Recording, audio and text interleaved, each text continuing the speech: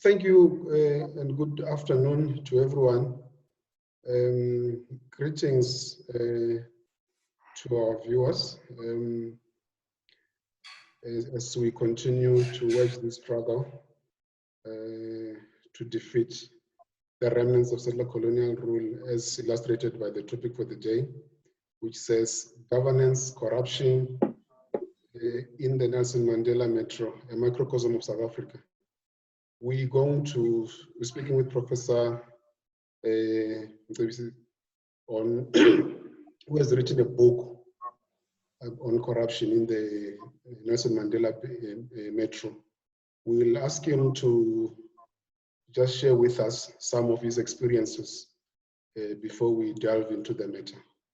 Prof, it's your turn to really share with us about your experiences, which probably propelled you to even put it in a book.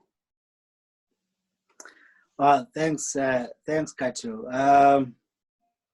and thanks for the invitation to reflect on the book. Well, I started the book pretty much for two reasons. One, to understand what was happening in PE. A lot of things had been happening, especially the decline of electoral support for the ANC, which became quite glaring in 2011 when the ANC dropped to around 51%, 50%. So that was quite telling, especially in a city where the ANC had been quite dominant. And the second thing was really to answer my own curiosity. I realized that I was getting shocked the same way as everybody else throughout the country on hearing news from that part of the world. And yet I'm a native of PE. So I realized how much I didn't know about PE when I finished my matric in '92 at KwaZulu-Natal and shifted completely to Johannesburg.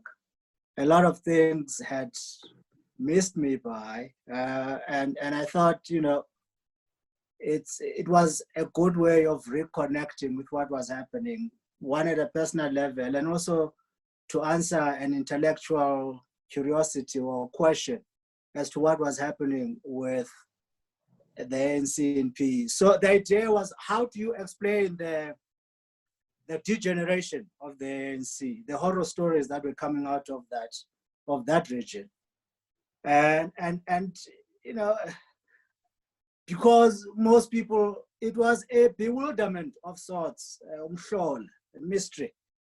People would ask, and I thought it was going to be a very nice thing, just sit back and understand it. And of course, in unraveling, in unmasking this supposed mystery, I decided that it made a lot of sense to start from the beginning with the re-establishment of the ANC from partly 1989, but quite earnestly in 1990. Prof, I'm just trying to channel you a bit.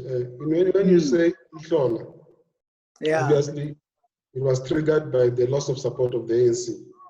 Doesn't that presuppose that the normal thing is for the ANC to continue to gain votes? I mean, we live in a multi-party democracy where if voters are expressing a preference for a different party, should we really go to an extent of saying when people are just expressing their wishes through a vote? Because I get a sense that you suffer from a popular narrative in South Africa that says South Africans can only be governed by the ANC. And if any other party, which is not the ANC, tends to grow and the ANC loses support, it's something that we can even describe as Uhlola. Well, that was part of the popular narrative. You're a professor, you're a scholar, you're not supposed to continue with popular narratives. No, Engage us on substantive issues. Perhaps you're supposed to be saying South Africans are reaching a state of maturity where they are using their vote to express their, if there was bad governance in the PE area, in the Nelson Mandela Metro, and people there are saying, enough is enough, let's give the ANC a vote. Why should that be in trouble? Well, that was part of the popular narrative. It wasn't for me because I knew, right? I had tools of analysis to unravel or to explain this supposed Mhlola.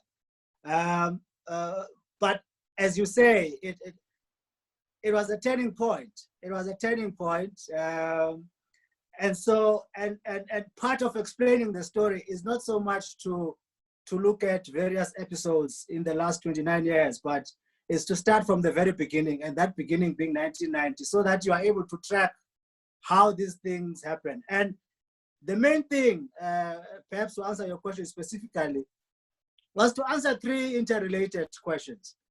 One is, how has the ANC, or what caused the ANC's decline, this degeneration? And part of that is also to explain the formation of institutions, setting up of local government, the institution of new laws, right? And how the ANC transforms from a liberation movement into a party in government, and the implications on that on the party itself, and how the party structures are similarly transformed by the ascension to power. You know, so it looks at the party itself, the hegemony of the party that it is able to achieve, which was a continuation of the hegemony that it had achieved going back to the 1940s, 1950s, but under different circumstances now, under electoral politics, and how it then begins to lose that. And for me, the main issue was because there's a drastic shift in a party that is based highly on moral principles and moral leadership, changes drastically into embracing something that is quite the opposite of what it had been. Which is what is this thing? Greed, pretty much. Greed, materialism, and lies. Lies, the ability to lie as if you're telling the truth. So would you say the thing that was happening in the metro was a microcosm of what's happening in the country, because that decline was not confined only to that metro? Certainly a microcosm, and this has to do with the point of ascension, point of entry into government, that the ANC becomes absorbed into government. So the party outside of government, either Luthuli House, Talata, or even Matomela House in PE at the time, the party is weakened. I mean, from 94, 95, they even retrenched staff, senior leaders, credible leaders of the ANC are incorporated into government.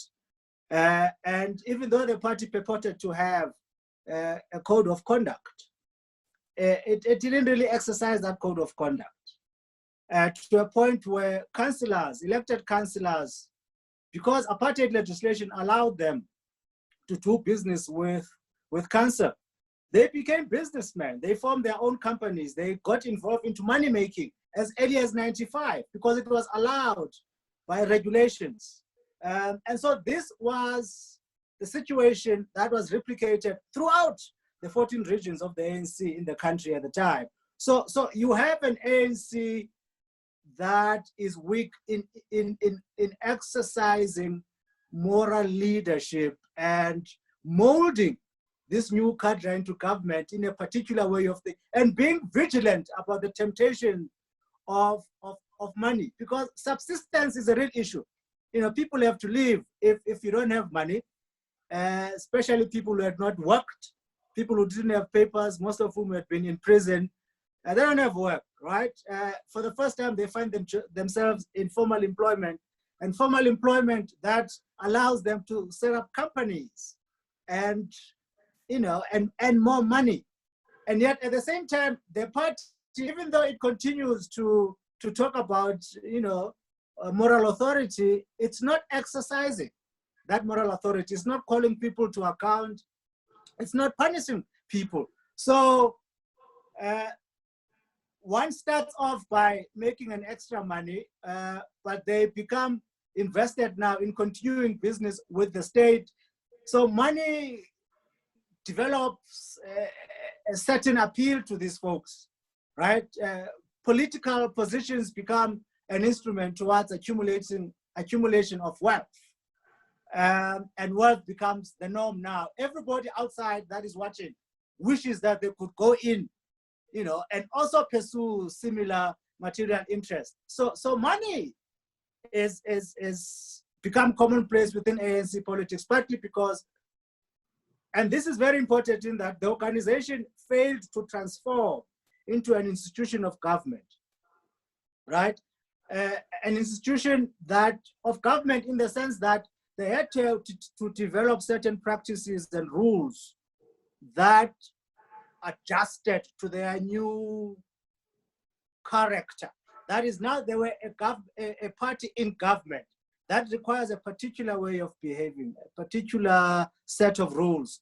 They never developed. So the organization lagged behind, didn't catch up to the reality of being a party in government, and didn't preempt the temptations, the sins of incumbency, as Jewel says. They didn't preempt that. And those sins infested the organization and pretty much took a life of their own. As early as the late 90s, by the early 2000s, Khathu, they had become, they had excelled in this practice to a point where they could even circumvent new legislation that was introduced to prohibit them from getting into business. But because they had become so invested in money, they developed new ways, and from then onwards, it just evolved even further. But are you not complicating a very simple matter here? South Africa is complaining generally of corruption, rampant corruption. Everywhere you look is corruption. And don't you think that our political system creates a platform for corruption, in the sense that when we say political parties must fundraise in the private sector or even in government to fund themselves, where you sort of like have to take for example, just before the January 8 celebrations, there's a dinner before that, where businesses are encouraged to basically buy tables of the ANC, and some ANC leaders openly say that make strategic investment by buying these tables. Don't you think the fact that we don't have a system whereby we discourage the party itself from fundraising for its own operation, that's, I think, where the seeds of corruption are being sown? No, I don't think so. Human nature is vulnerable to corruption, Khathu. We all have needs, and we don't always have means to meet those needs. And at times the situation becomes so desperate that we can rationalize as to why I can take without being seen, or I can rationalize that I deserve because of A, B, C, and D. I mean, that is why Hobbes, a political philosopher, has this dim view of humanity, that people have a dark side. In fact, being part of politics enables them to develop morality, the sense of being, distinction between right and wrong.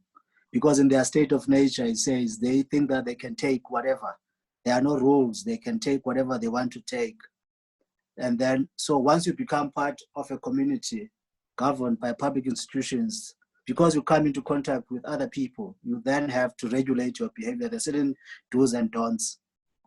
And that is the role of institutions and laws, because human beings are prone to corruption. It has nothing to do with party funding. Those are things that follow after, but innately, human beings are prone to that. And what do they need to do, especially where there are temptations, such as in politics? You need to ensure that the institutions are fully functional. What you have in South Africa is a failure of institutions. And of course, what you are adding is yet another aspect to it, that the practice of elections, obviously, the parties have to raise money, and they raise money in all manner of ways, including getting kickbacks from companies that they give money to, or they give tenders to. So, but essentially any society is prone to corruption, and the extent to which it's able to fight that corruption depends by and large to the efficiency of its own institutions and the ability to apply laws as efficiently, instantly, and indiscriminately. What you have is impunity. It's a sense of impunity. And this is a far more profound than simply party funding issue. It's a sense of impunity because institutions have not been allowed, have not been developed optimally, and their legal aspect being implemented ruthlessly to punish wrongdoing. That's where we are. That's really, this is the results of that impunity. No, but just a follow-up, Prof. If you look at, if you say I should contribute money to your organization, to the ruling party, for example, and almost imply that by making that donation, I'm investing in my company. I mean, obviously you are creating, or you are formalizing corruption, because it means that I must expect that I'll be given preferences when time comes. And what I'm saying is that I will not downplay this very important thing.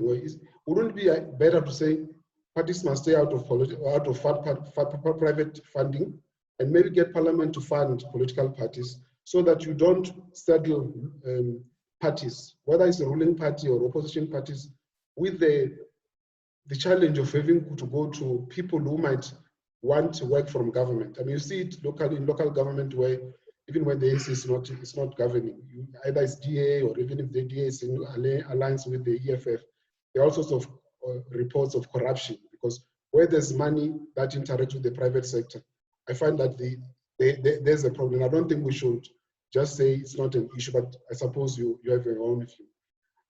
If we move further, and having accepted that we've got a problem of corruption, in your view, what should we do? Because one of the problems that I've observed is that people tend to focus on individuals. I mean, they would conveniently say it was 9 wasted years under President Zuma, as if he was running the country alone. Shouldn't we rather focus on institutions? I mean, I don't think it's fair for South Africans to be told that all the sins for the 9 years can be solely blamed on one individual, whereas there was an infrastructure of corruption throughout, from the local government, provincial government to national government, and which almost, if you are in the corner of Msholozi, will say probably he's to a certain extent correct to argue that this appears to be selective persecution, not even prosecution, selective persecution, in that he's the only one who's singled out. And so my question to you, Prof, do you think we have sufficiently built strong institutions and ensure that we eradicate corruption, and that we are showing consequences? I mean, if you take the VBS case in Limpopo, for example, there's a report, people are implicated, they are removed from office for 2 years, and then nothing happens, and then you reinstate them. Isn't that kind of activity undermining public confidence in whether there's commitment when people say they are fighting corruption, and then in actual fact they do not act against it? Yes, I think we shouldn't look too much at individuals in explaining corruption. We should similarly look at institutions. But it's very important to look at individuals. I always get this thing, especially it's a black thing, I think. You know, don't personalize things. As if individuals, institutions are created by individuals. And here I like to draw the distinction between organization and institutions. An organization, and these are two different things. An organization obviously could be a club of different people that come together, attracted by a certain set of values, and they agree to pursuing these goals of the organization, and there are rules that they abide by in pursuit of these objectives. And it becomes an institution if by virtue of longevity, by many years of existence, where compliance with rules becomes habitual. It's second nature. And compliance becomes habitual because, or through example, especially those who are in charge. They set the example by doing things, by complying, by performing beyond par. So these individuals assist and are instrumental in the entrenchment of organizational culture, in the transformation of this organization into an institution. So we can't distinguish individuals from institutions because they are part of setting a culture for the institution. But institutions also, there are rules within the institutions that enable occurrence of corruption. For instance, if you look at municipalities, this is where this legislation thing comes in. For instance, in councils, for there to be an investigation into some corruption, or rather for an audit report, for instance, to be tabled in council, that report must be approved by councillors that it should be tabled. You can have a corruption report that remains completely hidden if that report is not tabled in council. So they would refuse to have that report tabled, right? And even for the initiation, actually, of the investigation itself, it must get council approval that yes, you'll have an investigation into corruption. In other words, you're saying we are relying on the same thieves to give us a report about theft. Exactly, and which means it can't work. Which probably that explains where we are.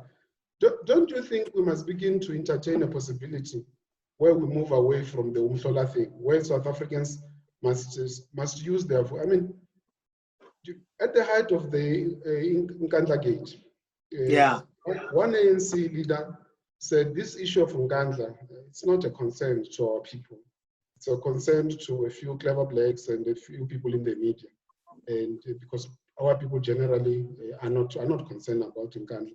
I even remember one caller on Radio Parapara saying, you keep on talking about the president's house, and she said in Chivenda, which means, is he supposed to be like a bird and sleep on a tree? And after Nkandla, for example, probably the ANC leader felt vindicated because the fortunes of the ANC did not necessarily change for the West. So the question becomes, is there a correlation between the performance of those in that party in government and how people vote? Because I get a sense that a lot of our people, when they are angry or with poor delivery or with corruption, many of them just decide they are not going to vote, punishing the ANC in their own view.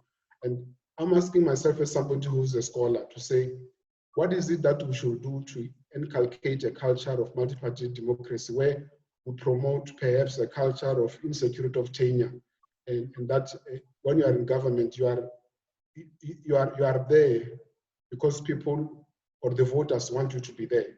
Because someone once said, people who vote for thieves and for corrupt people should not see themselves as victims, but as accomplices. I think there are consequences. There has been consequences, but perhaps not in the same way you would wish they happen.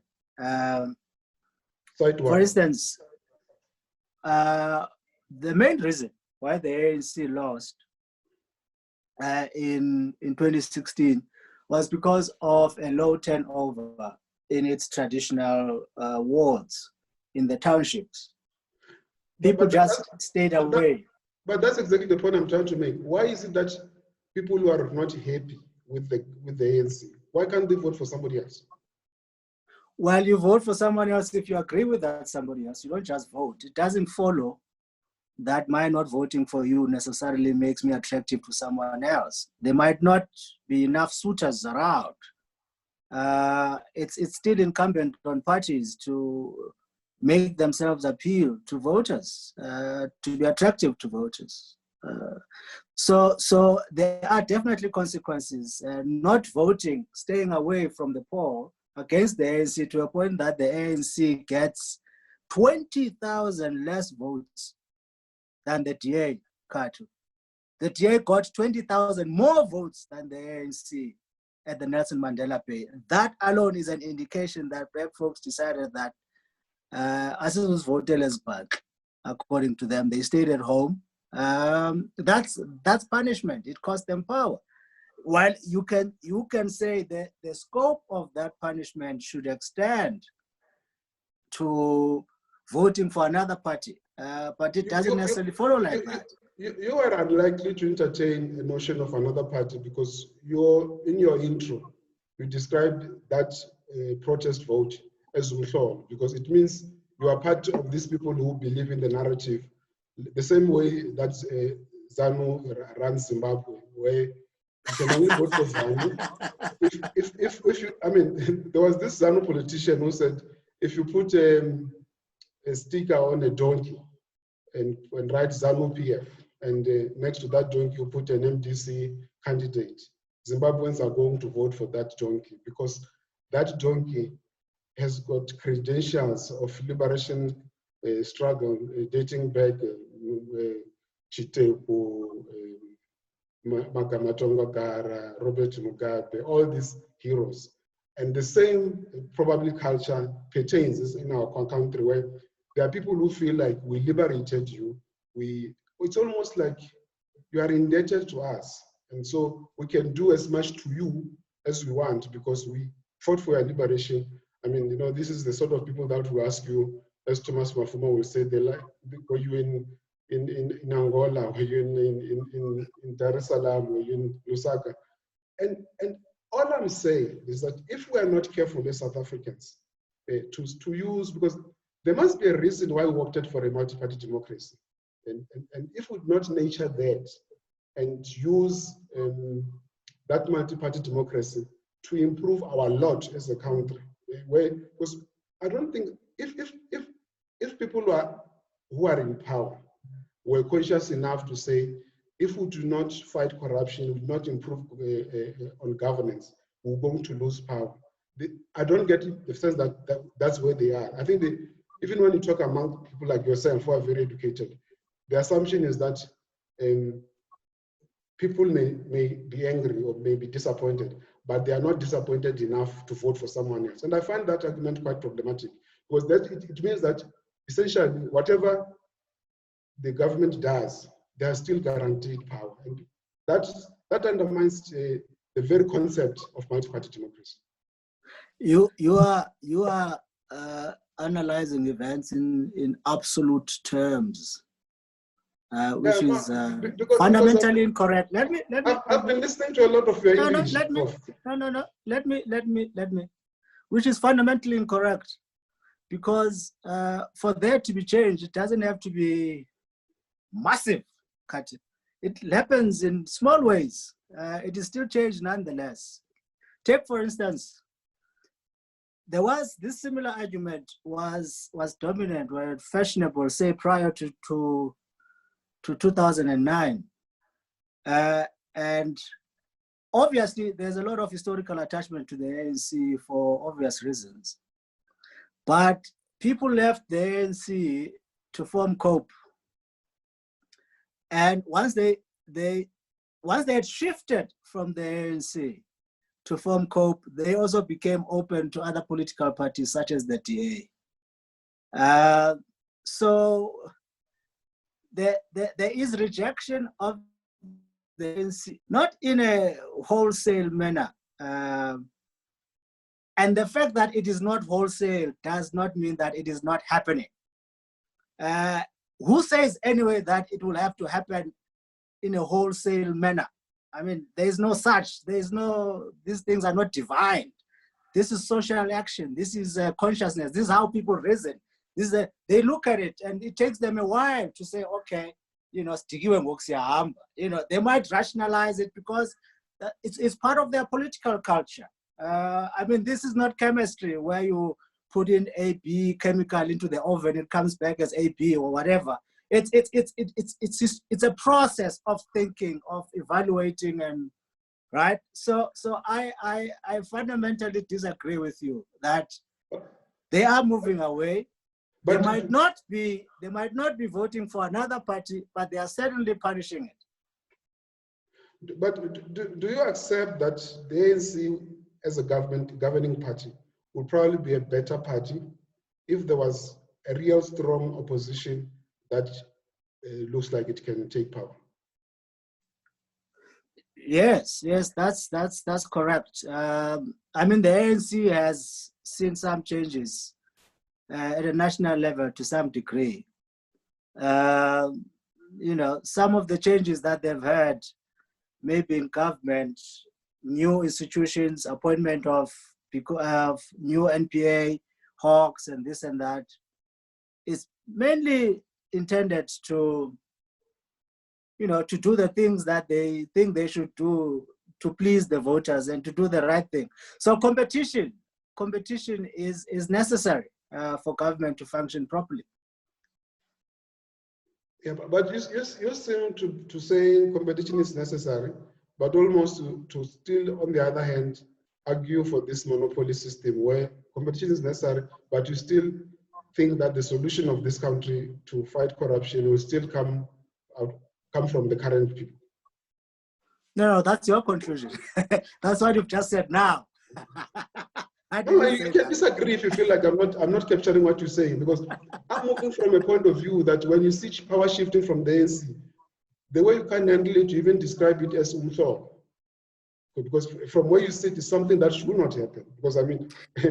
No. I don't believe. I'm a political scientist, Khathu. I'm a professor in politics. So Mihlola, to me, they don't exist. There's causality in these things. So I was simply using popular lexicon, describing popular reaction to what was happening.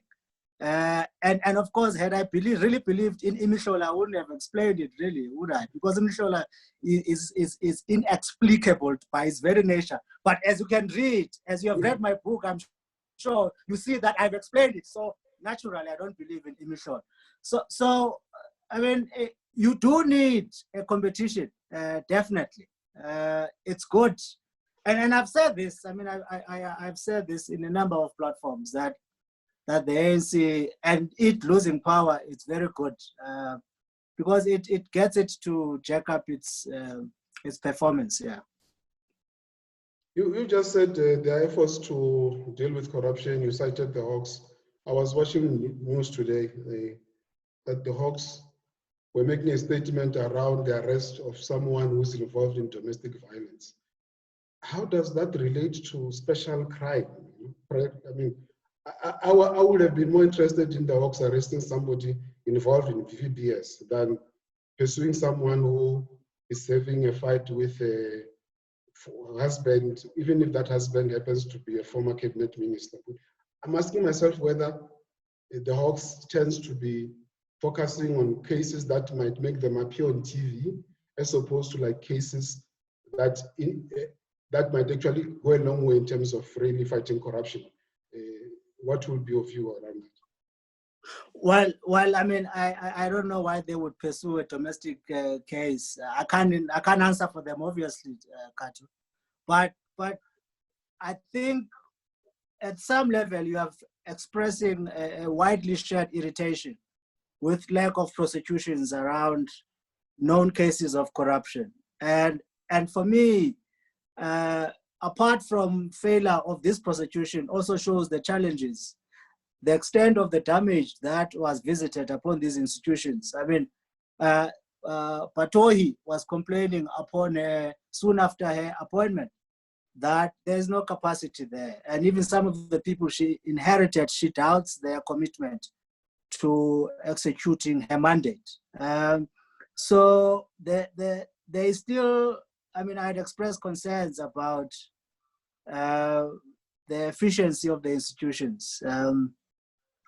But apparently they have appointed people, and I guess one has to appreciate the argument that when you do bring cases to court, you want successful prosecutions because people will be highly disappointed if you don't succeed. So there are challenges, I guess, as you insinuate, but I don't think the mere mention of a domestic violence case means that they're necessarily hopeless. No, it's not saying that they're hopeless. I mean, I'm just fascinated by the selection of interest, that you will prioritize the domestic violence matter. I thought that was a matter of a local police station, really. Yes, I would have thought, yes, I would have thought the same myself, but I can't answer for that. You're asking the wrong person. No, the problem, Prof, here is that you look at what's happening at the Zondo Commission. 700 million later, no prosecution. We've heard all sorts of sub-stories, all very serious allegations against individuals. No prosecution, no one is arrested, and then all you have is some politicians going there just to refute. It's not true, it's not true, it's not true. And you get a sense that we are entrenching this culture of impunity.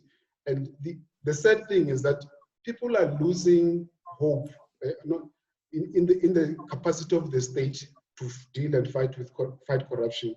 And when you have that, you delegitimize the legitimacy of the state. And once you are in that space, people feel justified to do as they please, because they feel like there is no law and order in the country. And it's a very terrible decline, because once you get to a certain point, you get to a point where there's no return. And all I was trying to get you to say, Prof, is like, are we capable of ensuring that we do not find ourselves as another failed country, or maybe we should accept the inevitable that, as Khathu Mamaila says, maybe the ruling party must first die and then emerge afterwards, because we've reached a point where corruption is so entrenched and so much that there's very little that we can do.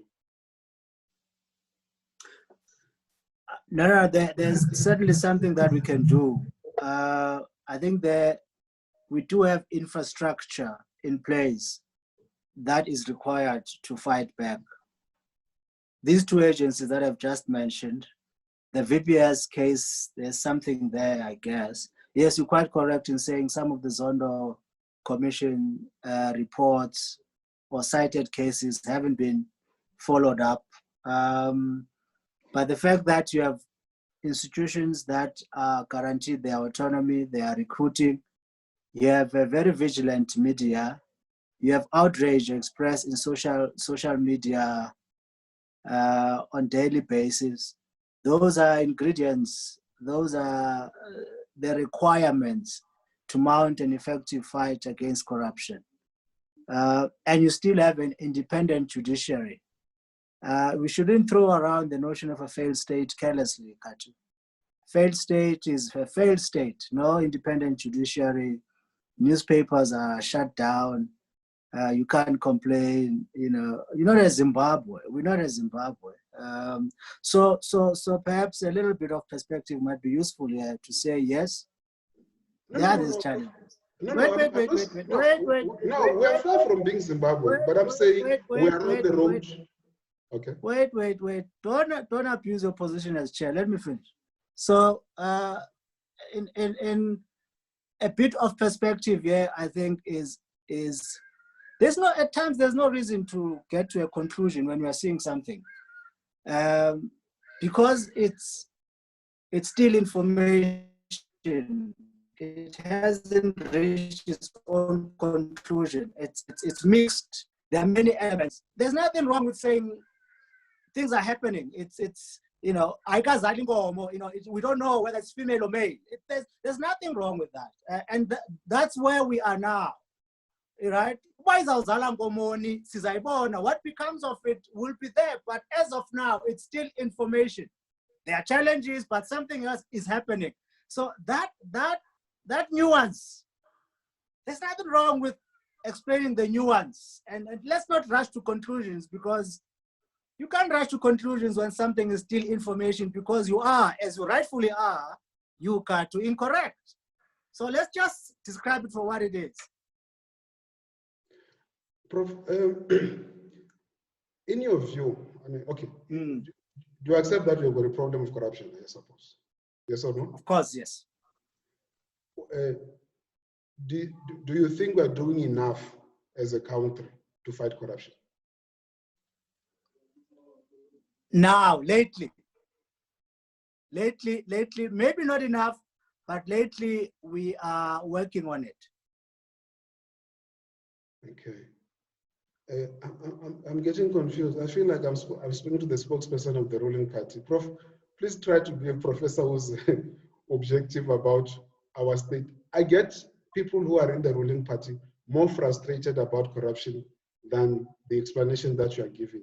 I'm not sure whether because I mean, take a person like Khathu Mamaila, for example, who is saying, who is saying the way things are so bad, he doesn't think the situation can be redeemed. He thinks maybe the ANC must first die. Maybe that's too extreme, but there are people who are expressing serious frustration about what's happening. I mean, you look at the PPE scandals, you see, I mean, recently, billions of rands having just been allocated to people for a cloth, something that we don't even need PPEs. We can just tell people for themselves to actually manufacture, not manufacture, use a piece of an old shirt or T-shirt to make a mask for yourself.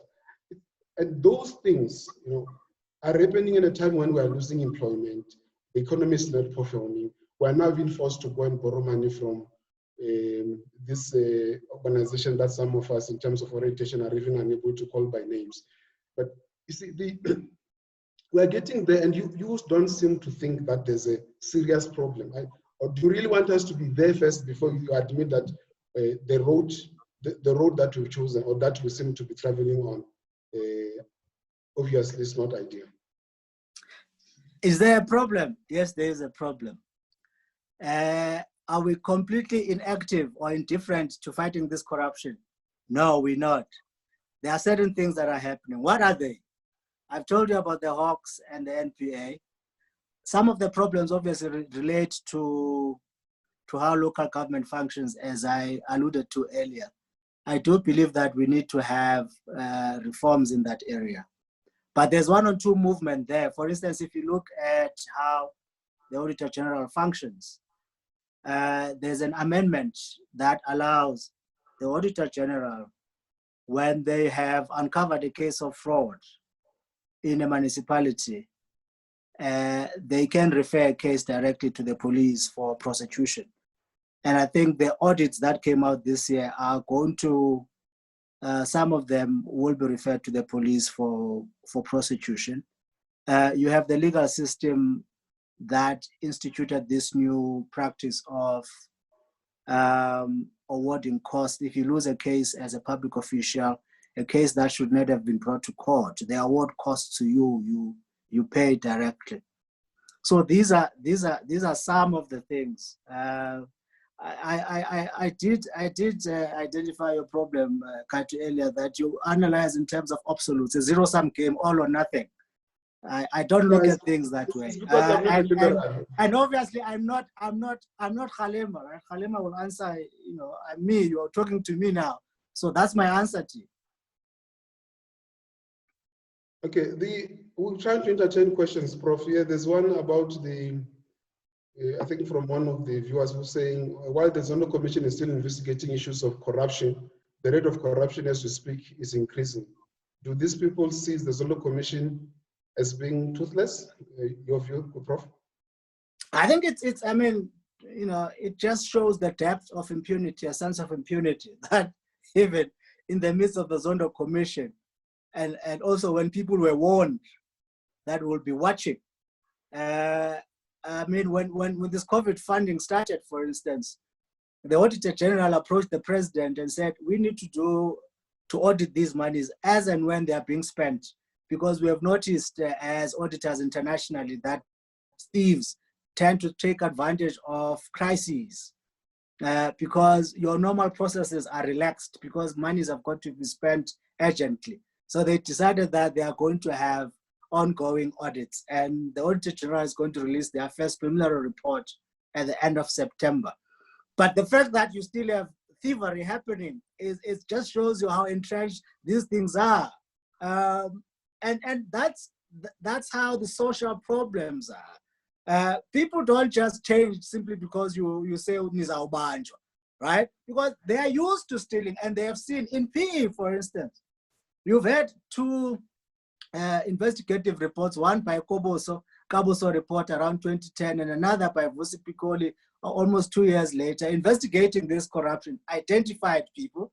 And these people have never been arrested. It's only recently, in the last year or two, you've had some Vessels woman and also one of the Watson brothers being brought to court over the bus system, the failed bus system monies. But the point is that people have gotten away with this thing over so many years, that they've come to believe that nothing can happen. And so when things start changing, it takes a while for them to realize, but isn't was changing. Let's stop stealing. So this is part of that culture, because human beings behavior takes a little bit of time to change, and it is helped along to change by punitive action. That's why we need to punish people, send people to prison. If we don't have that, as long as you keep on talking, don't have that, then behavior will be a little bit slow to change. Okay. Another question says that since there's no stronger party to assist the ANC, and that the ANC can't renew itself, what will save our country from this pandemic corruption? Will it be a revolution, Prof?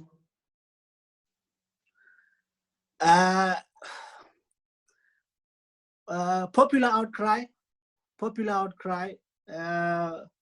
criticism, corruption will come to an end so long as people complain and people punish the ruling party as they are doing. Perhaps they should vote more for other parties. But even revolution comes from action. You need to organize, and and you're talking revolutionary. You're not talking just small changes. So for now, I will settle for these changes. Change starts and happens incrementally. I don't shout the slogans of revolution. I'm not too much of a romantic. I'm a political scientist, so I'm very practical, right? I'm very practical. Is the frustration of the electorate not too slow compared to the speed of the countries disintegrating? This is another question from a viewer.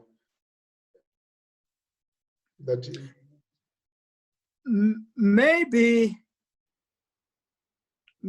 the reaction, and at times people can be frustrated, but some people resign themselves to a mess at some point. And it takes certain individuals, it takes leaders, it takes you and I, Khathu, to stand up and say, this is nonsense, it can't go on, right? Maybe the outrage is not as loud, but people are not silent nonetheless. Is there hope? Oh yes, certainly there's hope. Well, we have to be hopeful. I mean, your life and mine coming to an end doesn't mean the end of the world, Khathu. You still have your children and hopefully your grandchildren. So if not for us, we must fight for our own kids. So we must remain hopeful, of course. As we close, Prof, when you look back, when you look back at 94, with all the promises and of this model democracy under Mandela, and almost like being an example of the world of how to move from the manner in which the transition happened. And where in your view, where do you think we missed the step? Where we sort of like lost that vision? I mean, when you look at even economically, I mean, some of us did not necessarily agree with GEAR, but it produced a budget surplus. We're growing. Things were showing stability. I mean, the economy was humming, and now we are sitting with a situation where we have a debt crisis. We possibly reaching a point where we may be unable to even service debt. Unemployment is rising. And we seem to have serious problems. Where do you think we lost it? I think it's dissent within the ruling elite, disagreements, and a party that became inwardly looking. Because we always faced, I mean, the settlement was always very questionable. And we needed to get more and more concessions, obviously, and also to lead the state in a way that was more effective, interventionist, and to force more concession from the private sector and all that. And we could do that so long as the state was effective. And for the state to be effective, you needed to have a solid leadership that would steer the state, be clear on the vision and what it needs to do, speak with one voice. But that division within the ruling elite, especially within the governing party, I think led things astray. And then we lost focus, we redefined things in a misleading, deceptive way. You know, BE, the Guptas, all of a sudden became representative of BE. Black Accumulation Project was hijacked. So for me, and to a point where there's no credibility now. You see, we live in a capitalist state, or at least with a strong state, hopefully, but with a massive, reasonably present private sector. And we need the private sector to continue investing for international investors to come. So the misbehavior and all that, the corruption, just created all sorts of problems. So for me, it was the split, Khathu, in that leadership, that then set the party in a perpetual mode of conflict. Even now, you still have, I mean, from 2005 up to now, almost 15 years down the line, you have a party that is still at war against itself and their divisions. Yep. Another viewer is asking if we have learned anything from the experiences in Zimbabwe and to some extent Nigeria. Your views? I think we have. Zimbabwe especially is warning us and giving us lessons as to how we handle the land question. The land question won't go away. It requires addressing. But how you address it is just as important, because it can be hijacked by certain elements and you end up with a basket case. I mean, Mnangagwa is now inviting settlers back to repossess land from the natives. I mean, the irony of that for a nationalist movement, mainly because they mishandled the land question.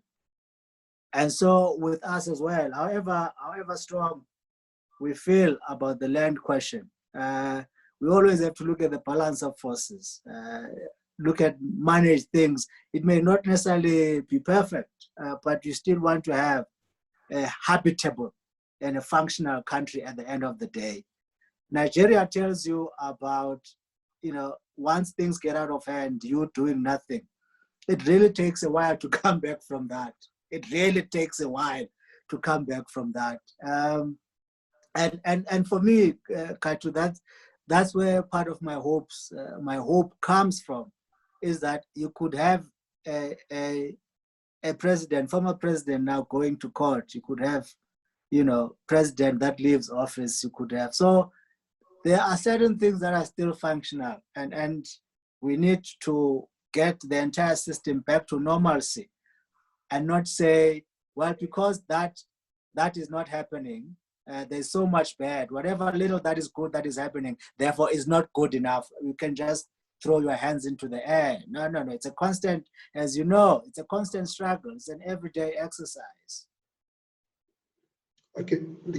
One viewer is asking, what informs your optimism, given all these problems that people are experiencing?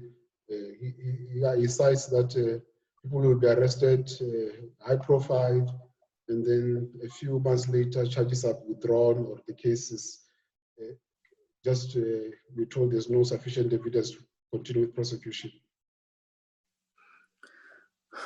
Well, it's because you have a new team at the NPA, at the Hawks. That alone gives you hope. You have the report done by the advocate into the heist, VBS heist.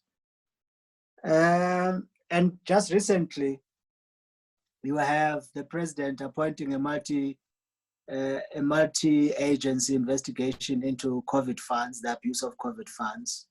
Of course, the announcement alone is not enough, and I've said this repeated in the last few weeks, that you must make sure that that investigation, there are people, there's staff sent to do these investigations, because these institutions have been complaining about lack of staff, and they were inundated by investigation into state capture. So if you add COVID-related investigations there, you are complicating things.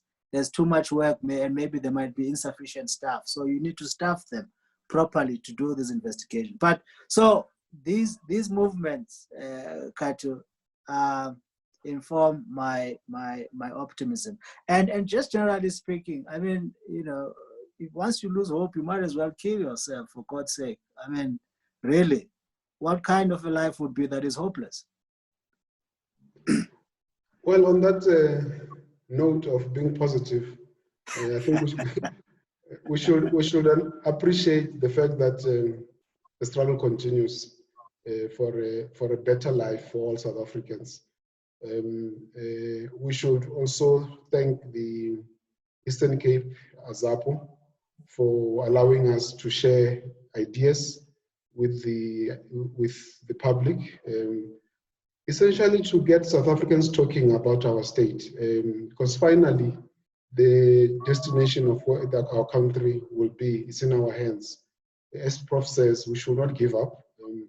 I don't think people appreciate and understand the power that they have to effect change, the change that they want.